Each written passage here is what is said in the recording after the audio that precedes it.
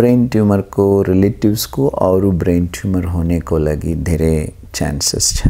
बाकी external agents brain tumour cause करना थोड़े रेयर ही हो। बाकी ट्यूमर्स जस्तो कैंसर स्मोकिंग करने पछि लंग को कैंसर हुन्छ नि, जस्तो एक्सटर्नल एजेंट से ब्रेन ट्यूमर होना थोड़े रेयर हो। जेनेटिक्स ले हुन्छ, धेरै अरु जेनेटिक्स ले म्यूटेशन ले हुन्छ। हार्ट को बाइपास हुन्छ, यस्तो ब्रेन बाइपास पनि हुन्छ। यो पनि सीएमएस में हुन्छ। हाइड्रोकेफेलस को, स्पाइन का पूरे एंडोस्कोपी, मिनिमली इन्वेसिव, ये सब सीएमएस में हर एक तरह का सेवा न्यूरोसर्जरी को जो भी सेवा छ हुन्छ। Hardik IVF and Fertility Center, where miracles come to life. Brain tumour भनेको के हो? हाम्रो ब्रेन वो ब्रेन मैटर के अंदर पनि और बाहिर पनि ट्यूमर हुन सक्छ। अंदरको ट्यूमर को हामीले इंट्राएक्सियल ट्यूमर भन्छ, तर बाहिरको ट्यूमर एक्स्ट्राएक्सियल भन्छ। एक्स्ट्राएक्सियल मा ब्रेन को स्कल को बेस मा ट्यूमर हुन सक्छ। यो एकदम ह्यान्डल गर्ने को लागि मुसीबत छ। और इंट्राएक्सियल ट्यूमर पनि जटिल जगह पर पनि इसी जगह में पनि हुन्छ। तो इसको ह्यान्डल गर्ने को लागि एक्सपर्टीज पनि चाहिन्छ, इन्फ्रास्ट्रक्चर पनि चाहिन्छ। तो हामी इंट्राएक्सियल, एक्स्ट्राएक्सियल, स्कल बेस, इंट्रावेंट्रिकुलर ये सबै ट्यूमर हामी ह्यान्डल गर्दैछ सीएमएस मा। उसको लागि फैसिलिटीज क्यूजा, माइक्रोस्कोप, सबै ड्रिल सबै छ हामीसँग। एक्सपर्टीज पनि छ।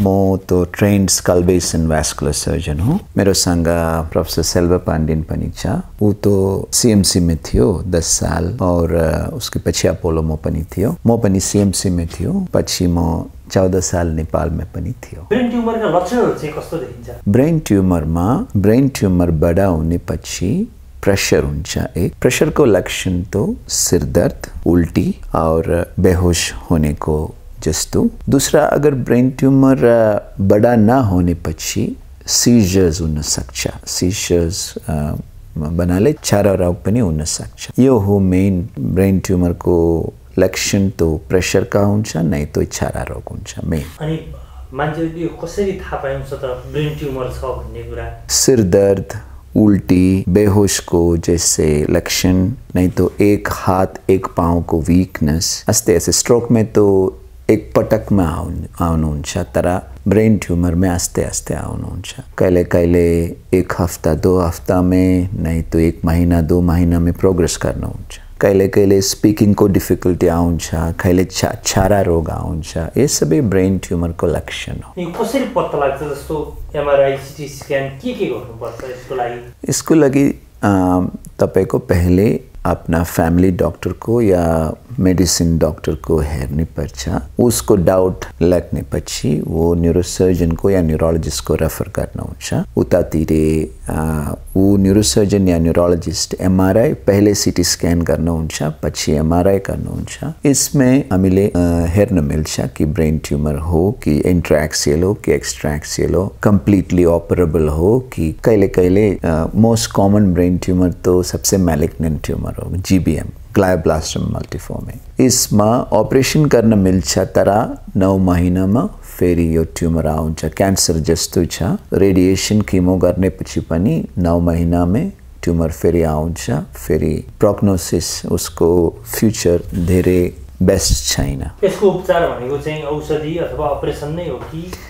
हर एक ब्रेन ट्यूमर में मोस्टली ऑपरेशन करनी पर्यो। Brain tumours watch and wait को पॉलिसी तो धेरै कम छ, तर मोस्ट ट्यूमर्स में ऑपरेशन ही करनी पर्यो। उसके मैलिग्नेंसी छ पनि, कैंसरस छ पनि, रेडिएशन और दवाई पनि, कीमोथेरापी पनि चाहिन्छ। तर मोस्ट एक्स्ट्राएक्सियल ट्यूमर्स लाइक मेनिन्जियोमा, बाकी सीपी एंगल श्वानोमा, यस्तो ट्यूमर्स में एकचोटि ऑपरेशन करने पछि दवाई, रेडिएशन सबै चाहिन्छ। यसको सक्सेस रेट चाहिँ त्यति छैन है ब्रेन ट्यूमर को?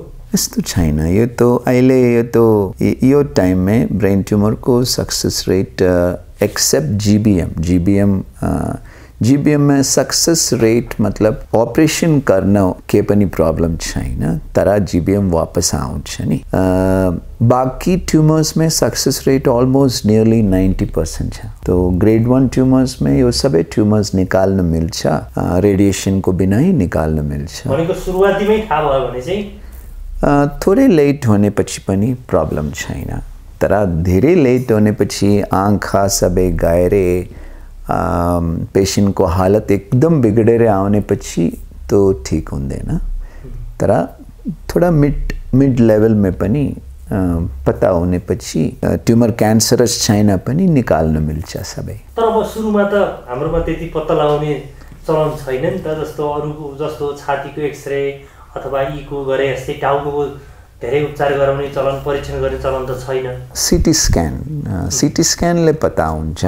सिटी स्क्यान तो यस्तो सिम्टम्स आउनेपछि सिटी स्क्यान तो एकदम करनी पर्यो। 40 के उम्र के ऊपर हो, जैसे एन्यूरिज्म्स को स्क्रीनिंग जापान में गर्छ। एन्यूरिज्म भन्नाले ब्रेन को नली में थोड़ा बेलुन हुन्छ, यो तो 1% 2% पॉपुलेशन को हुन्छ, तो उसको स्क्रीनिंग गर्छ। जस्तो ऐसे स्क्रीनिंग करने जस्तो ब्रेन ट्यूमर को पनि स्क्रीनिंग गर्न अहिले टाइम भयो। तो नेपालको नेपालमा त त्यो प्रविधि आइसकेको छैन, आइसकेन। अहिले हामी यो प्रिभेन्सन को कुरा में हामी बात गर्दैछौँ। अहिले यो पनि प्रिभेन्सन स्क्रीनिंग नेपाल को जनता को लागि अवेलेबल करनी हो, यो तो इम्पोर्टेंट कुरा हो। कस्ता व्यक्तिलाई चाहिँ ब्रेन ट्युमर हुने खतरा हुन्छ त? जेनेटिक्स हो, ये तो एकदमै र्यान्डम हो। तर ब्रेन ट्युमर को रिलेटिव्स को और ब्रेन ट्युमर होने को लागि धेरै चान्सेस छ। बाकी external agents brain tumour cause करना थोड़े रेयर ही हो। बाकी ट्युमर्स जस्तो क्यान्सर, स्मोकिङ गर्नेपछि लङको क्यान्सर हुन्छ नि, जस्तो एक्सटर्नल एजेंट से ब्रेन ट्युमर होना थोड़े रेयर हो। जेनेटिक्सले हुन्छ, धेरै अरू जेनेटिक्सले म्युटेसनले हुन्छ। योबाट जोगिने भनेको त्यस्तो, योबाट जोगिनको लागि चाहिँ त्यस्तो केही उपाय छैन। प्रिभेन्ट गर्नेको लागि बाकी जनरल कैंसर्स को लगी लाइफस्टाइल चेंज, कार्सिनोजेन्स उन्न ठाउँमा नबस्ने, प्लास्टिक न युज करनी, पोल्यूशन कम करनी, यस्तो जनरल कुरा छ, तर स्पेसिफिक कुरा त छैन। कहिलेकाहीँ त कुनै लक्षण नदेखिकनै पनि मान्छेहरुलाई भइरहेको हुन्छ नि।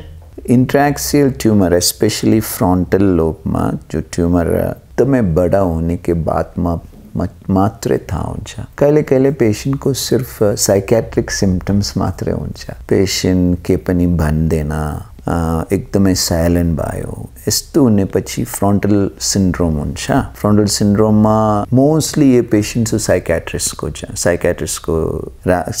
को हेर्ने जान्छ, और वो स्कैन न गर्नेपछि एकदमै लेट हुन्छ ट्यूमर को डिटेक्ट करने में।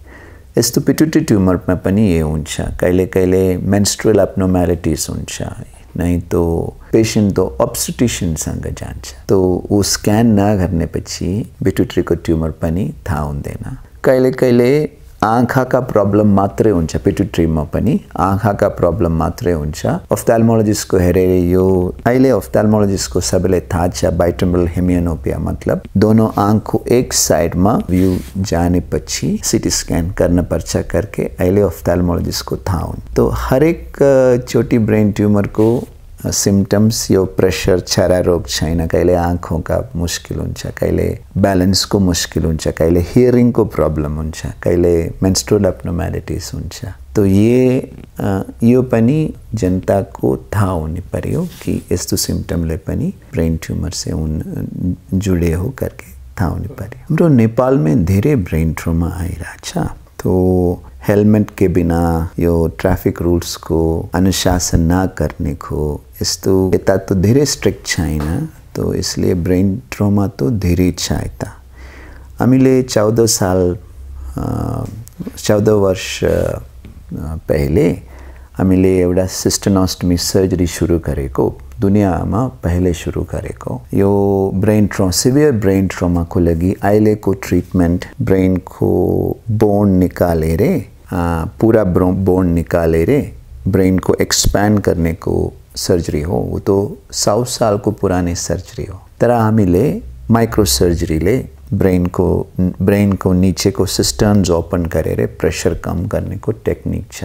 यो CMS बाट ही फेमस भयो। अहिले पूरा दुनिया में हामी इसको टीचिंग गरिरहेछ। अहिले एक्सेप्टेन्स धेरै भयो, और CMS में पनि धेरै सिस्टर्न्स सुरुवाती तपाईहरुले सबैभन्दा पहिला CMS बाटै गर्दै दुनियामा दुनिया कोही भएको थिएन संसारको भए संसारको पहले अहिले तो बुक छ तिएमा का जर्मन पब्लिशर्स को बुक छ अहिले पहले सीएमएस में पहले छोटी सीएमएस पहले उसके पहले मेरो 50 केसेस थियो इंडिया में म इंडिया से त सीएमएस आने पछि पहले यो सर्जरी पॉपुलराइज करने को तो सीएमएस 2009 से 2015 तक 2015 में तो यूरोपियन ट्रायल्स भयो स्विट्जरलैंड को CHUV हॉस्पिटल में इसको ट्रायल भयो पछि तो धेरै फेमस भयो सर्जरी अहिले हामीले यो सर्जरी सीखने को लागि पूरा दुनिया से लोग आउँछ सीएमएस में हामीले ब्रेन ट्यूमर को